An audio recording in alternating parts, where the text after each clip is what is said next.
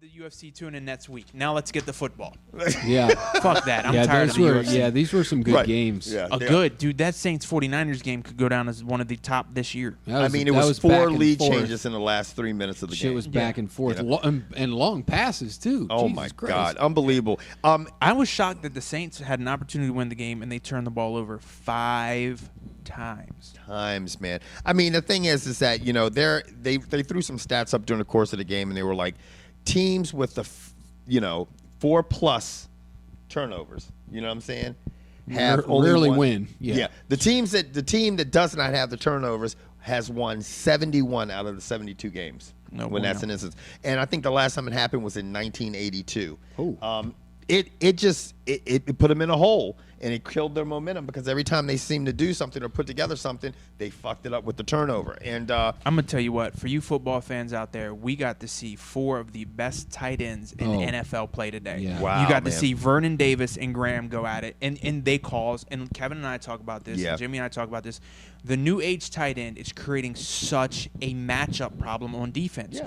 They're too fast for linebackers. Mm-hmm. They're too big for your corners and safeties. And these guys can block. And they can they run. got hands, and they can run down the field. Vernon Davis was a fucking man today. 7 catches, 180 yards for 2 touchdowns. And Graham went off for 5 catches and a $103. And I mean, unfortunately, we don't have. I don't even know what Gronkowski went because in the first half he had 3 touchdowns. Yeah.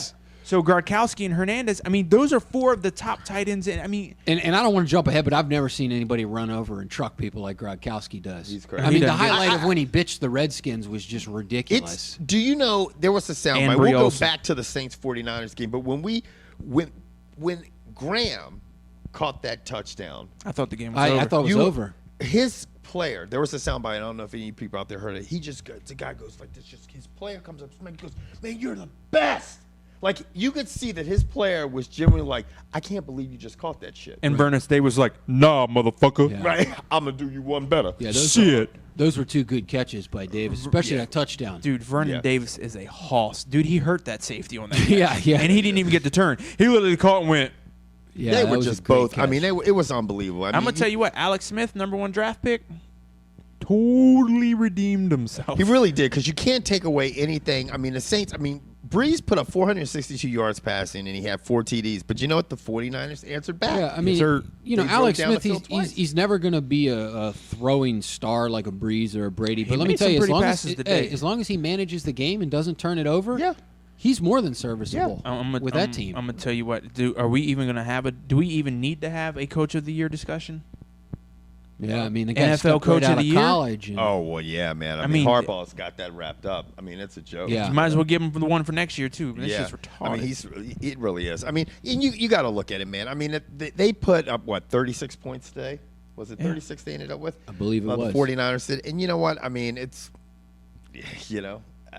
I would have thought, if you asked me before this game, I would have said, 49ers would be lucky to get 21. I would have thought that, really. If somebody told me New Orleans got 32, I was like, oh, they won the game, probably by 10 or 2 touchdowns. All pregame, they were talking about how many points do they need to hold New Orleans under. What's the over-under to win? Right. And everybody was saying 21. And you know what?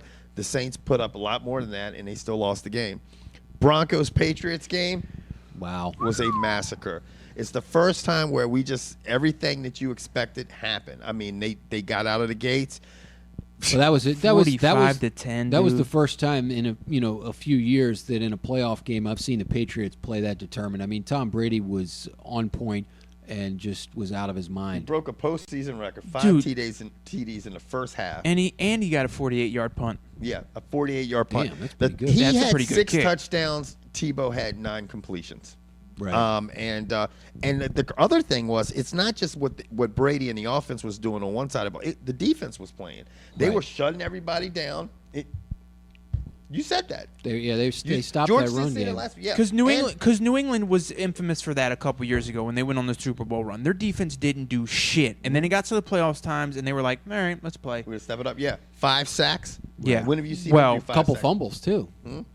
Yeah. But usually, what happens with Tebow, at least what happened with him, all of a sudden. he would get in trouble and you find him scrambling. I guess God lost today, folks. Yeah.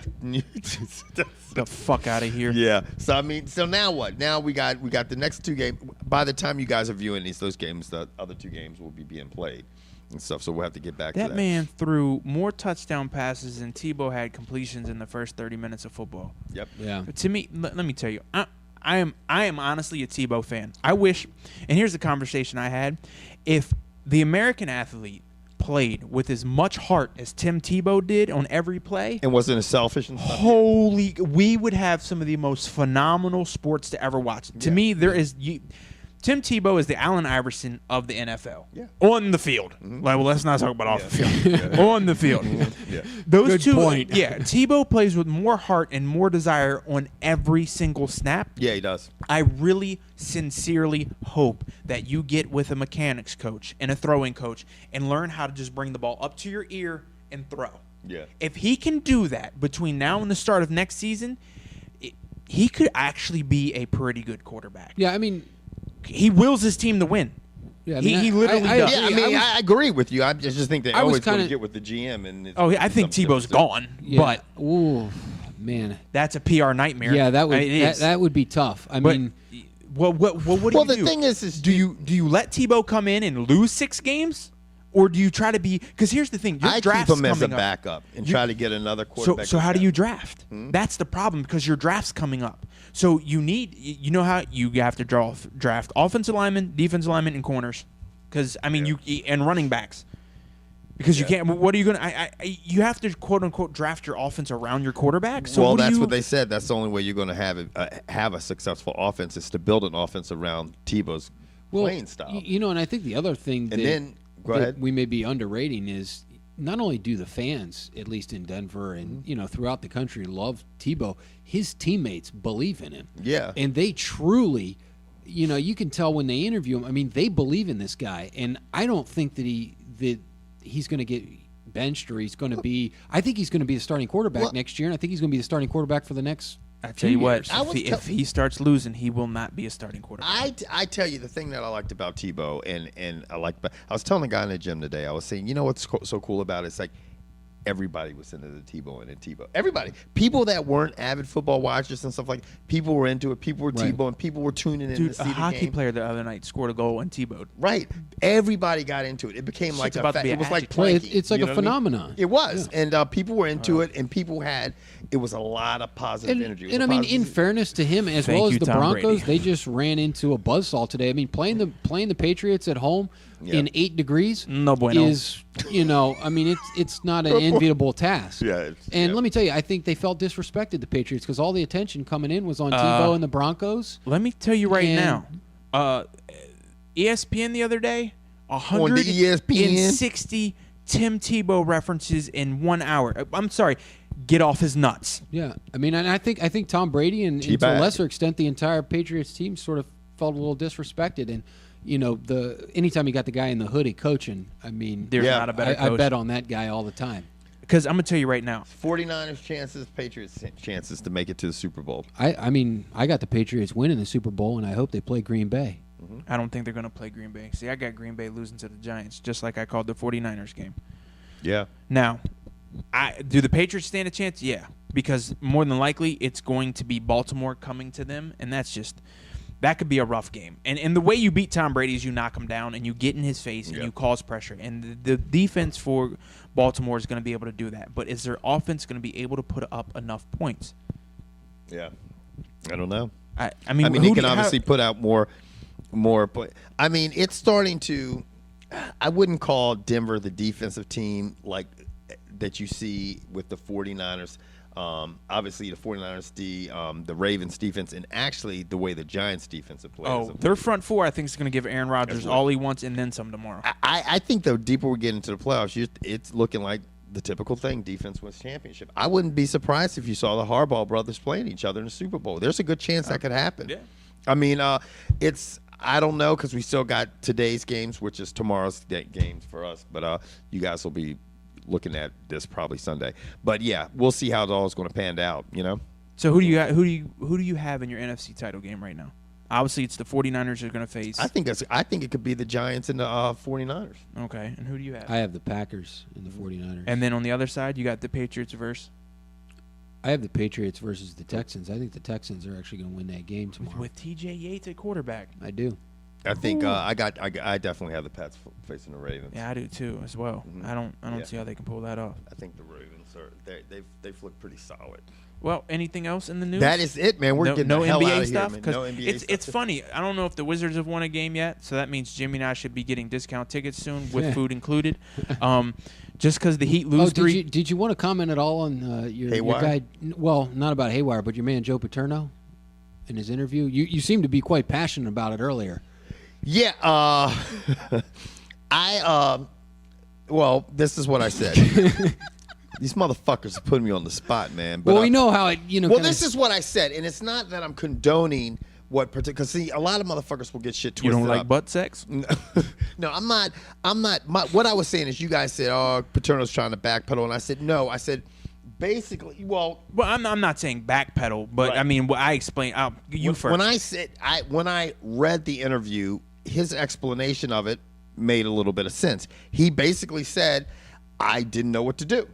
And I reported it to my superiors. And I reported it to my superiors, and basically I thought it would be handled. And I didn't say, I said I could understand that part. I said I didn't agree with what came afterwards with his actions, because I could see him saying, "Okay, this is fucked up," and handling to the people that in most cases should handle it to some degree. But then when nothing else was handled, then that would have been an issue. There was no follow-up. It was the follow-up. Now, the other thing. Or he didn't limit his access to the building either. I mean, I think I would have just taken that unilaterally and said, you know what, I don't want this guy in my football facility But this anymore. is the thing also, and this is what the one thing that came to mind was when this kid came to Paterno and said it, he seemed like he wasn't going into details. And then when he got pulled in with the VP and those other guys. What kind of details do you need? I mean, I saw the guy literally raping a boy's asshole in the shower. Right. Well, what do you want? Do you want to know how many strokes I saw? They looked like they were horsing around the Paterno. Correct me if I'm wrong, but when he talked to Paterno, I'm not fucking. I don't want people to think I'm siding or protecting Paterno, because I'm not. I'm just saying when he said. He said it to Paterno. He apparently was very vague about it. Like he wasn't. And then when they called him into the office. That's when all the details. That's when the details. And Paterno wasn't around for that. Right. Now, this is where George jumps in, and this is my view of it. And I'm with Kevin. I understand, as Paterno, he did what he legally had to do. But this is why I think Paterno's a bitch ninja. I can't say the other word. No, because it's the word you can use that I can't. Man. Bitch nigga. Yeah, this is why Paterno's a bitch ninja. Okay. You have a job and a certain reputation as a head coach to maintain. Right. If somebody came to me and said, one of my employees who I've worked with for over a decade and known for probably closer to 2 decades was doing something, you had to have gone and thought somewhere in your mind, I have to put this bitch ninja on leave. Administrative leave pending an investigation. Because let me tell you right now, if I'm working in an office and somebody accused me of some shit, there is no, hey, maybe. No, you're on leave. You go home. We'll call you when you can come back to work. And that's what they should have done with this ninja. Right. Because this shit went on for way too long. Right. Okay. But this is we're talking about a decade before that's this. The thing that I find funny, that there were signs pointing to it and obviously saying, okay, shit was going to. Now, unless Paterno was just completely clueless. You know what I'm saying? And then he goes to his buddy.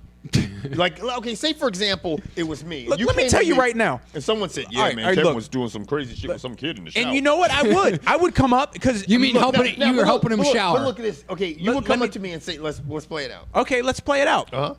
Excuse me, sir. Yeah. Why do you A, smell like Desitin, B, you always walking around with baseball cards, and why you always got candy, motherfucker? It ain't Halloween. And why do you have a van with a puppy and some ice cream in it? First, Joe, okay, you old big-eared Italian motherfucker. I'm going to do what I want because you know you need me to fucking run this stingy defense. Look here, Desitin dick. So, turn the head. See, and get the stepping. Because see, that's why. No offense to you, old man. You are a bitch ninja. Period. In the story, I don't give a damn. You are a punk motherfucker. Yes. And all the health problems you have, I really hope you continue to live your life to the fullest of your ability, but you're a bitch. And I don't give a shit what any of you Penn State people have to say. You can kiss my white ass. Come to my house. I will say it to your face. He is a ninja and a punk motherfucker as a man. He's less than a man. Wow. Yeah. That's how you feel. Is that really how you feel? Are you sure you might want to reiterate on any of that stuff? No, he's a bitch. That shit bothers. Because I'm going to tell you right now, if anyone ever puts their nasty ass hands on my child without any permission, he was just helping them shower. He was showing them how to properly. Anyone ever horseplay with you in the shower that wasn't in your family? Matter of fact, anyone in your own family horseplay with you in the shower? Because I'm gonna tell you right now, no one with the last name Bedford has ever put their dick skinners on this body while I was in the shower, unless she was a woman. It's bizarre. I mean, I just. It's a bunch of bullshit. And it needs to be over. I don't know what y'all dragging your feet on or how much more evidence y'all need, but someone needs to go to jail today. It's put that crusty ass motherfucker up there with Bernie Fine's wife. Let him make a movie. Why did we have to end the show with Bernie Fine? Because Kevin loves cuckolds. Because we can't talk about the other stories. Haywire, we can talk about Haywire. You gonna go see that shit?